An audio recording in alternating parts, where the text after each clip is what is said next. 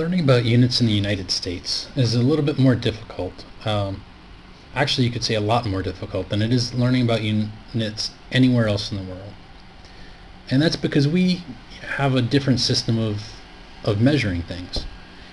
We talk about things like inches and feet and yards and miles.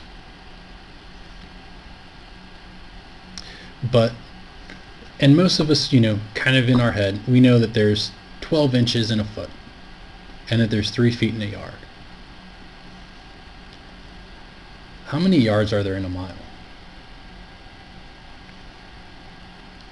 How many inches are there in a mile? Or even more simply, how many inches are there in a yard? You know that, but it probably took you at least a second to think about it. So in other words, in the system, in the American system of units,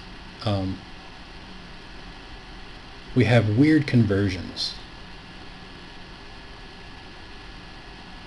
How many tablespoons are in a gallon? How many cups are in a quart? Some of these things, if you use them enough, like if you do a lot of baking or things where you typically use these, eventually you kind of memorize these, but they're very strange. And for people outside of the US, they have no idea why we still use this. Because the international community found it useful to put together a certain standard called SI, System International. And this is the system that just about everyone else uses to measure things. And so the system works like this. If we want to measure distance or length, the unit is a meter. If we want to measure time, the unit is a second. If we want to measure mass, we measure that in kilograms. If we want to measure temperature, we use the unit Kelvin. If we want to talk about the number of molecules, the unit is a mole. And if we want to talk about current, the unit is an ampere.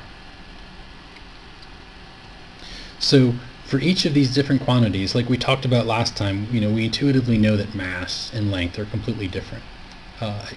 We'll talk about more about what those things actually mean later on in this class, but we know that seconds are different than meters. We know that length and time are two different things. But the nice thing about this is there's also, along with these standard units, there's a number of prefixes that we can use. And it's these prefixes that make conversion so easy. So for example, we have meters, but we also can have kilometers, because the prefix kilo means 10 to the third, or 1,000. In other words, there are 1,000 meters in 1 kilometer.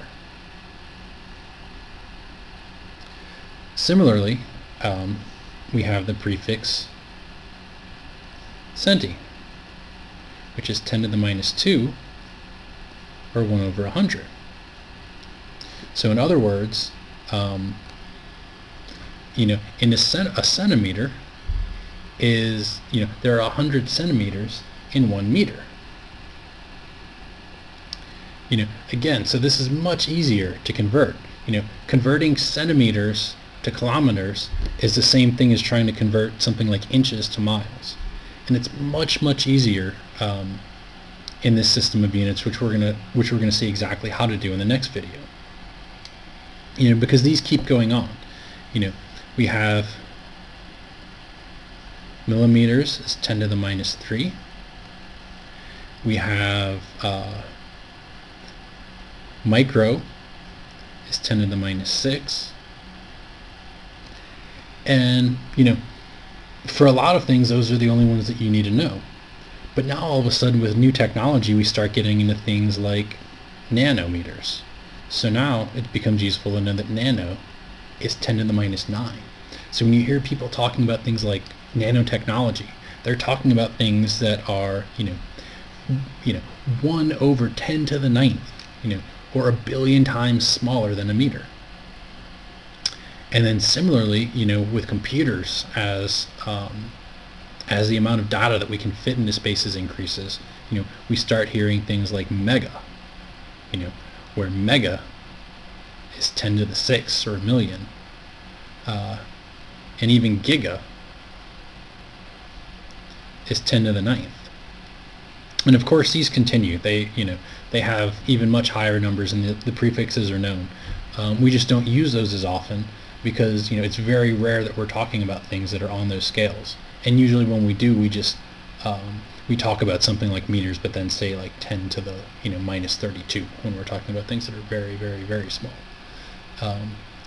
But this is the basis behind SI and why this is the standard that we're going to use in this class. And I'm not even going to be like a lot of professors. You'll have to do some conversion from pounds to kilograms, which actually aren't even the same unit, as we'll see later.